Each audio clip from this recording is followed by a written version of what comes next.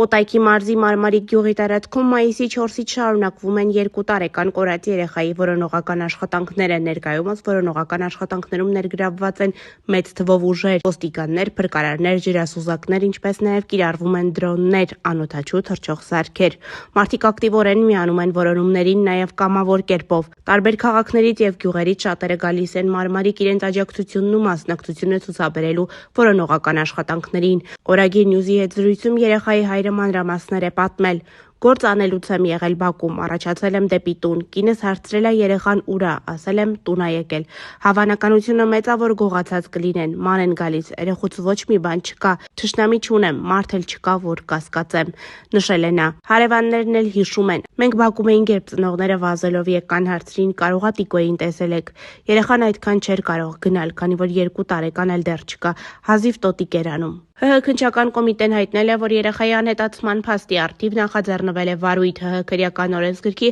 155-րդ հոդվածի առաջին մասի հատկանիշներով, որը վերաբերում է մարդու կյանքի դեմ ուղղված հանցագործությանը։